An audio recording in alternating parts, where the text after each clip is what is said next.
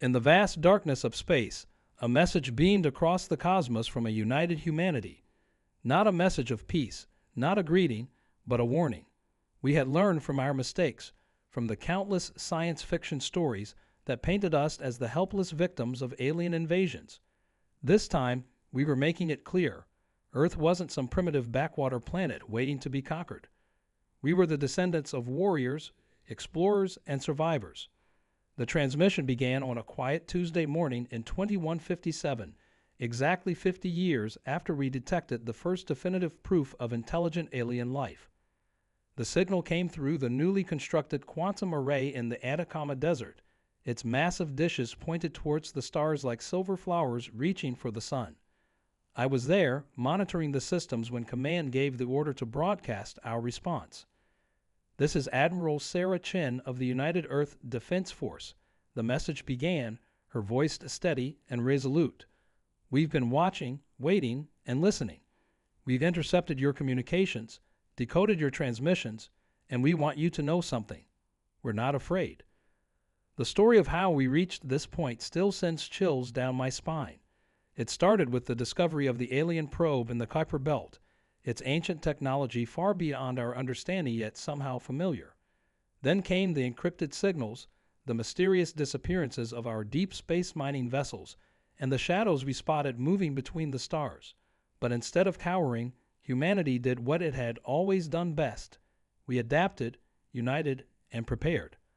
Our orbital defense grid now stretches from Mercury to Mars.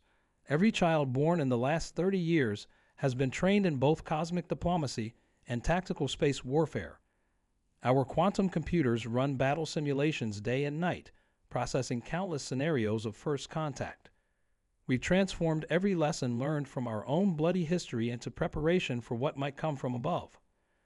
We extend an open hand of friendship to any civilization that wishes to meet as equals. Admiral Chen's message continued, her words carrying the weight of our species' determination. But know this, we have survived ice ages, plagues, world wars, and our own near extinction. We've split atoms, unraveled DNA, and learned to fold space itself. We are not your prey. We are not your subjects. We are humanity.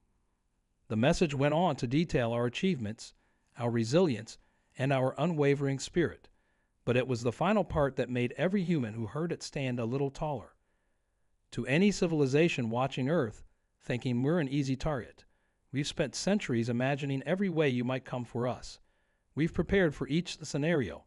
The moment you approach our solar system with hostile intent, you'll understand why our ancestors survived against saber-toothed tigers with nothing but sharpened sticks. That was 3 months ago. Since then, our deep space sensors have detected increased activity in the Oort cloud. Something or someone is moving out there, considering our message.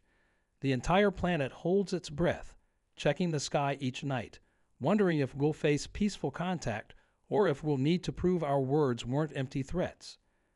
I sit here in the control room, watching the quantum arrays scan the heavens, and I can't help but smile. For the first time in human history, we're not waiting to be discovered. We're announcing ourselves, not as humble explorers or peaceful diplomats, but as a species that has earned its place among the stars through fire, innovation, and sheer determination. The real question isn't whether they'll come. The question is, are they ready for us?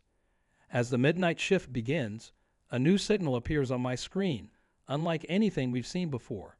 Maybe now we'll get our answer. The signal pulsed with an otherworldly rhythm, nothing like the regular patterns we'd observed before.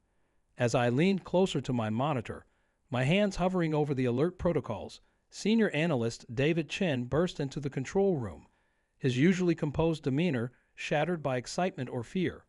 I couldn't tell which. "They're responding," he said, his voice barely above a whisper.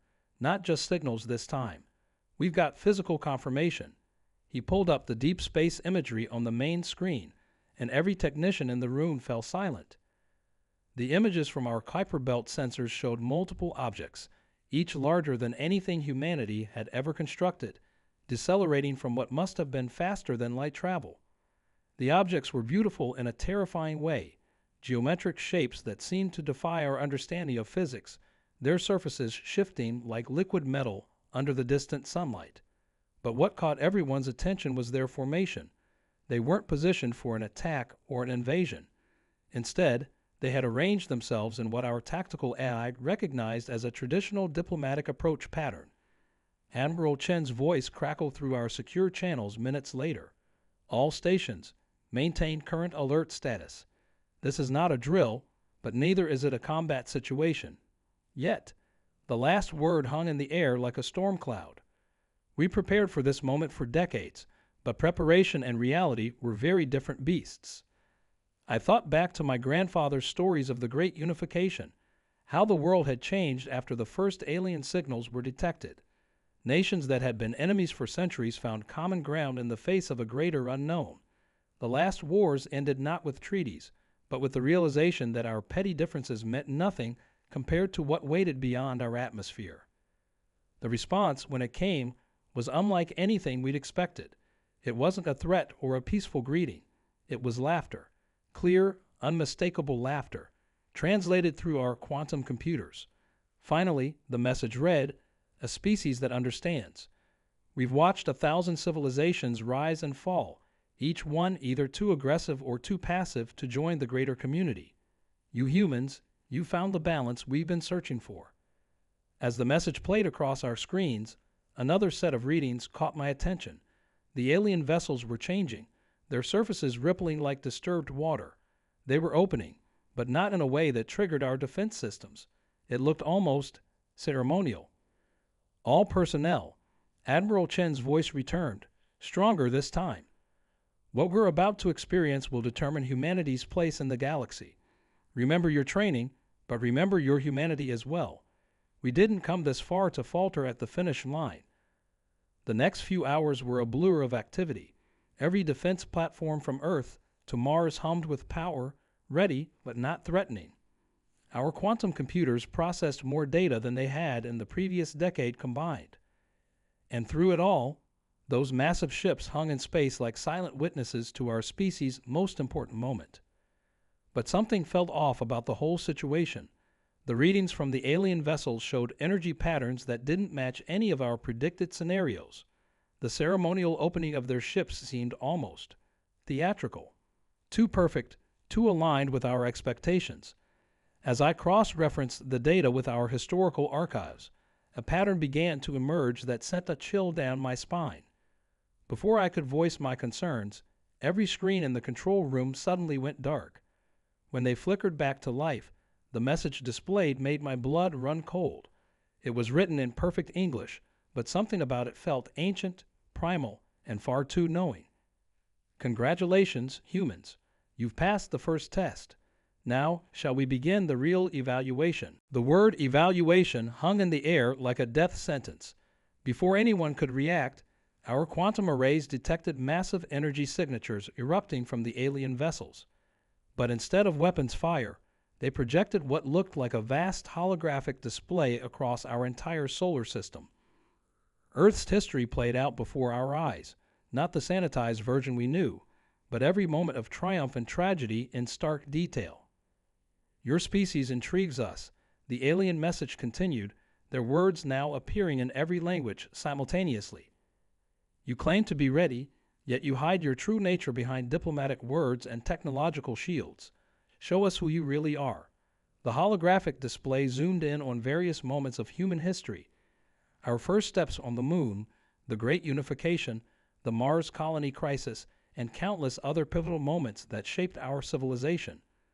Admiral Chen's response was immediate and firm. We showed you exactly who we are in our message. We're not hiding. We're evolving. Every species must learn from its past to build its future. The control room erupted in quiet murmurs of approval. This was why she led us. She understood that strength didn't always mean showing your teeth. The alien vessels shifted again, their geometric patterns realigning into configurations that our most advanced computers couldn't predict. Pretty words, they responded, but words are wind. We've seen civilizations with far more impressive technology than yours crumble because they couldn't face the ultimate test. Are you prepared to prove your worth? That's when our deep space sensors detected something that made my heart stop. The alien ships weren't just communicating. They were manipulating space-time itself. A massive portal was forming between Mars and Jupiter, large enough to swallow Earth whole.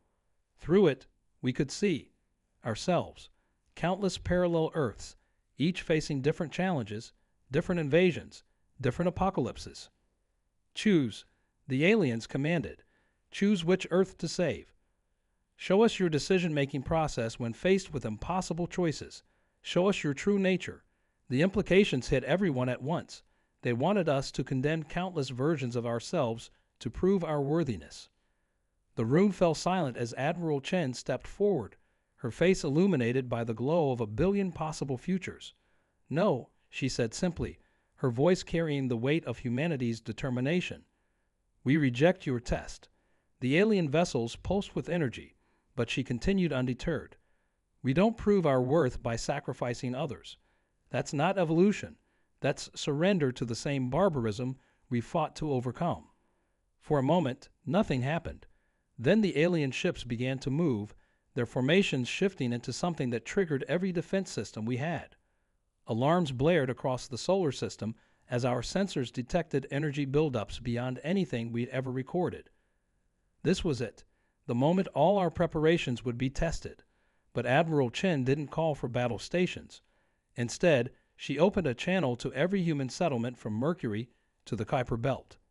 "Stand ready," she commanded, "but remember who we are. We didn't survive this long by playing other species' games. We make our own rules."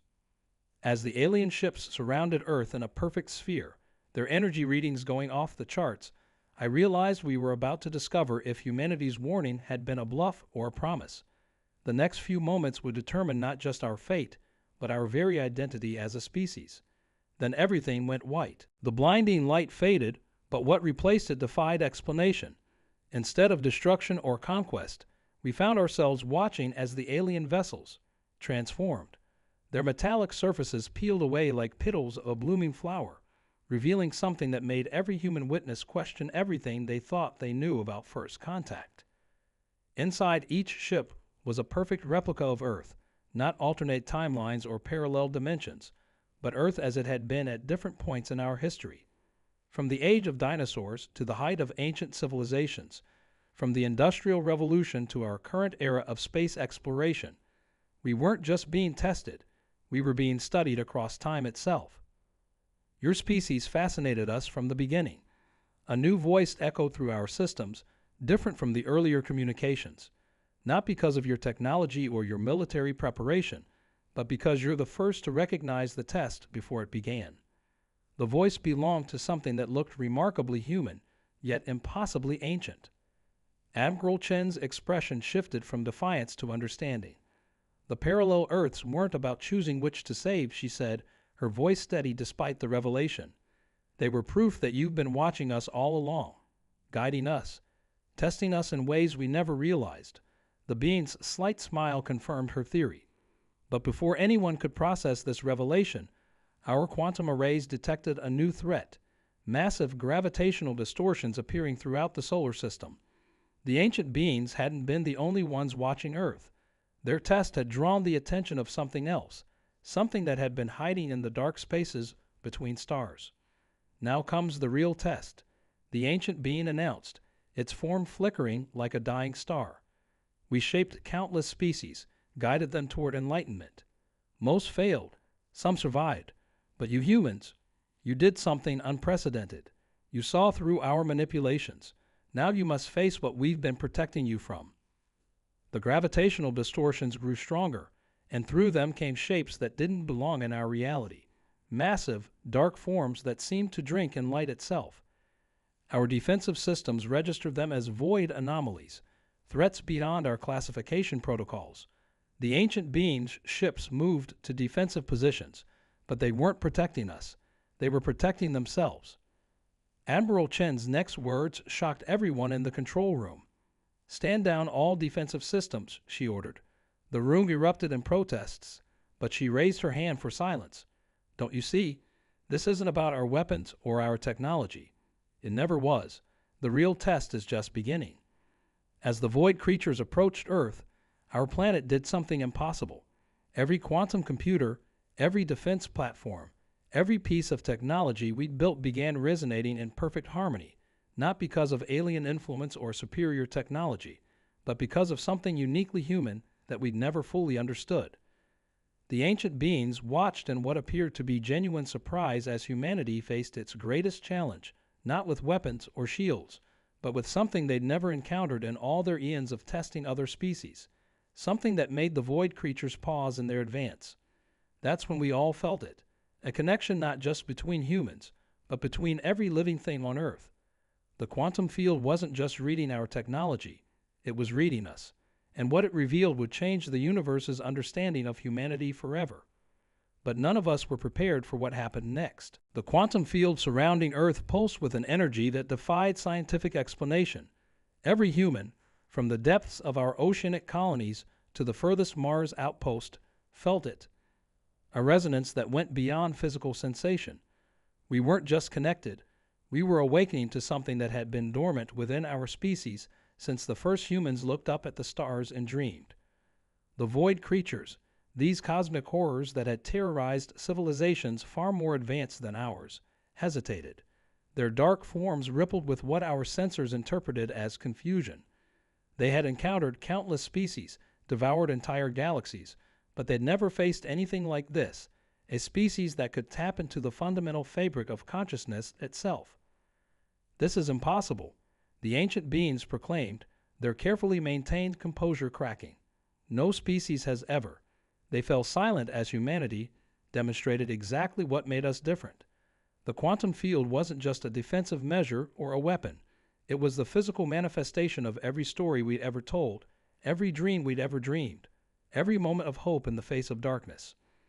Admiral Chen stepped forward, her voice carrying the weight of our entire species. You tested us looking for warriors or diplomats. The void creatures sought to consume us like they did countless others.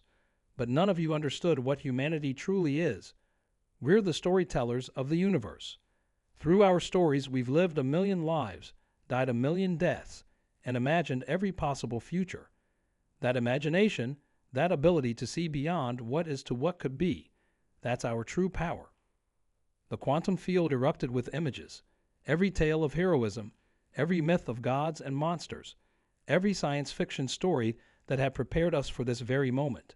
The void creatures recoiled as they faced not just our physical defenses, but the collective will of a species that had spent its entire existence preparing for the impossible. Then something truly extraordinary happened. The void creatures, these beings of incomprehensible horror, began to change. In the face of humanity's boundless imagination, they couldn't maintain their terrifying forms. Our stories, our hopes, our dreams, they were reshaping reality itself. The ancient beings watched in awe as humanity did what no other species had even conceived possible. We weren't fighting the darkness, we were transforming it. Now you understand, Admiral Chen said, addressing both the ancient beings and the transformed void creatures. Earth isn't just another planet to be tested or consumed. We're the species that turns nightmares into dreams, that finds light in the darkest spaces. We're humanity, and our greatest weapon has always been our ability to imagine a better universe, and then make it real. The ancient beings' ships began to power down, their tests finally truly complete, but as they prepared to depart, they left us with one final revelation that changed everything we thought we knew about our place in the cosmos. You were never the ones being tested, they admitted. You were the ones we've been waiting for, the species that could teach us how to dream again. As the ships disappeared into the quantum field, leaving behind a transformed universe and a humanity forever changed, we realized that our warning to the cosmos hadn't been about our military might or technological advancement.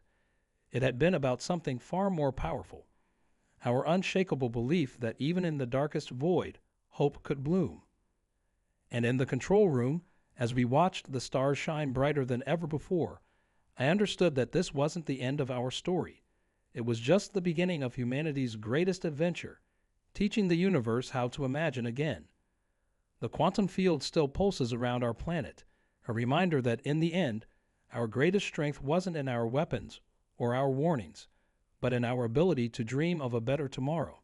And somewhere out there, in the vast expanse of space, other civilizations are beginning to dream too, thanks to the species that dared to imagine more. In the months that followed humanity's quantum awakening, our world changed in ways that even our most imaginative storytellers hadn't predicted.